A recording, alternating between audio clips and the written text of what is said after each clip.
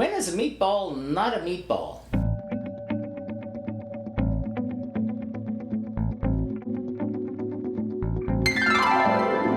And welcome back to Cliffieland. This is Week in Country number 178 on our second attempt at cooking the food of every single country in the world. Tonight, we're up to the nation of Turkey. Turkey, which straddles Europe and Asia across the Straits of the Bosphorus, is bordered by about 9 other countries. It has a long, complicated, and rich history, which is reflected in its cuisine. Because of that long, complicated history and its geographical location, its cuisine is influenced by the Persian, the Central Asian, the Mediterranean cuisine, and itself has had influence on the cuisines of so many countries that you can't even really wrap your head around it because of the once long reach of the Ottoman Empire. And that has been reflected in the cuisines of lots of countries that we've already cooked, and a lot of dishes involving things like stuffed peppers and rolled up dough with meat inside, and you're gonna see that from basically any nation in the general region, I'd suppose. But that presented a problem with us last time, so let's take a look and see how things went when we tried it all before.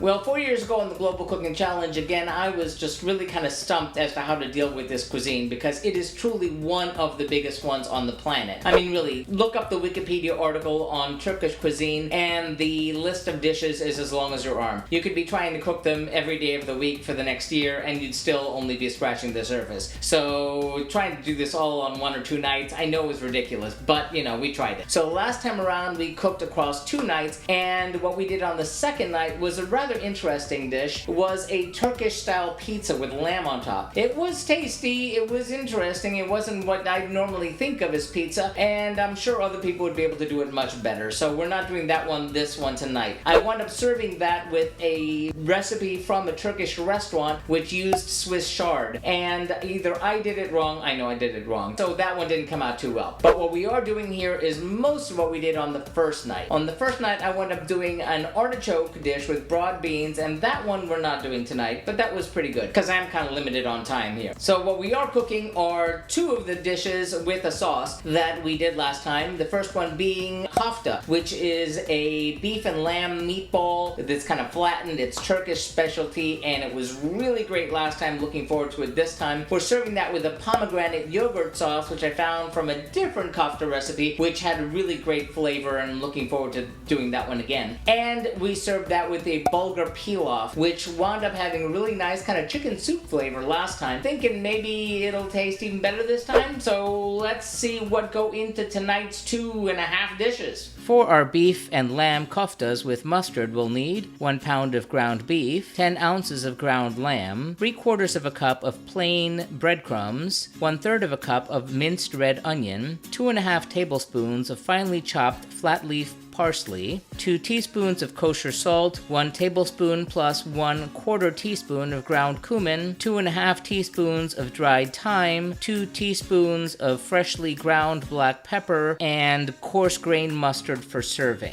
Then for our pomegranate yogurt sauce, we'll need 1/2 cup of plain yogurt, 1 tablespoon of pomegranate molasses, plus more for serving, 2 tablespoons of chopped fresh mint, and 1 teaspoon of ground sumac or 1/2 teaspoon of fresh lemon juice. We're going with the sumac here. And finally, for our Bulgur Pilaf, we'll need 1 cup of Turkish Bulgur, large grain, washed and drained. I don't think this is Turkish Bulgur, and it may be the wrong grain, but we're going to find out what happens. 2 cups of hot chicken broth, or 2 cups of water and 1 chicken bouillon. 1 medium tomato chopped, 1 medium tomato diced, 1 green pepper diced, 2 green onions chopped. We've omitted them here because we ran out of them, unfortunately. 1 tablespoon of butter, and 1 teaspoon of salt. If you use the bouillon, then just make that 1/2 teaspoon of salt. That is going to be really some tasty. I mean, it's so good. Last time I wound up doing the kofta recipes for company like 2 other times in the interim, so prepare yourself. We need to get cooking.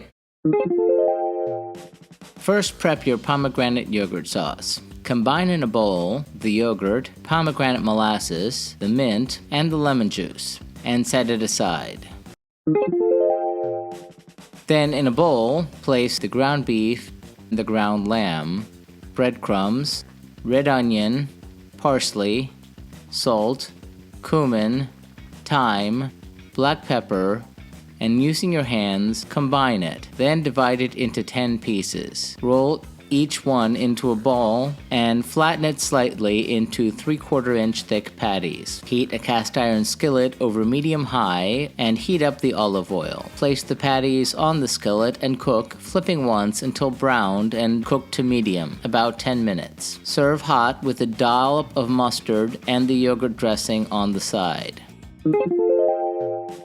Heat the butter in a skillet, sauté the onion until soft, add the tomato, green pepper, salt, and chicken broth, bring it to a boil, and when it starts bubbling, pour in the bulgur and stir. Cook on a low heat with the lid half covered and stir occasionally. Plate the koftas with mustard on top. If you like, you can serve it with some extra pomegranate molasses on the side and the yogurt dressing on the side. And plate the pilaf and enjoy.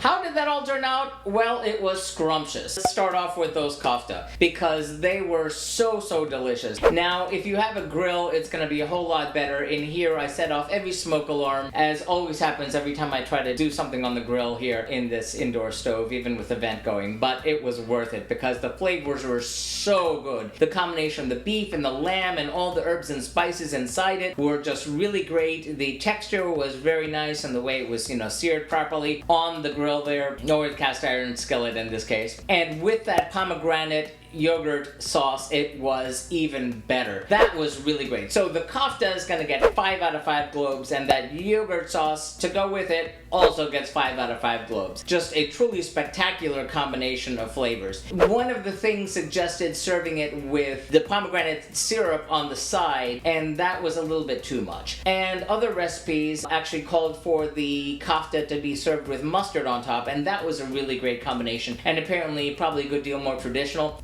Really good. I'll take it either way. They were both just spectacular. As for the bulgur pilaf, that was very delicious. It had a really nice combination of flavors. The texture was just right, which is important. I'm really enjoying it. I'm gonna give that one 4 out of 5 globes, maybe even a 5, but it was really very tasty, and it was a just perfect combination with everything else. Gave me a nice starch. So that does it for Turkey. As a reminder, I am not from all of these countries. I'm only from 1 or 2, maybe, depending how you look at things. So none of this is any sort of substitute for finding the people from the actual countries cooking their actual cuisines. Remember, the original recipes can be found in the About section, but that does it for Turkey and this stint here in Eurasia. Next week, we go over to Central Asia to have the curious food of Turkmenistan. See you then.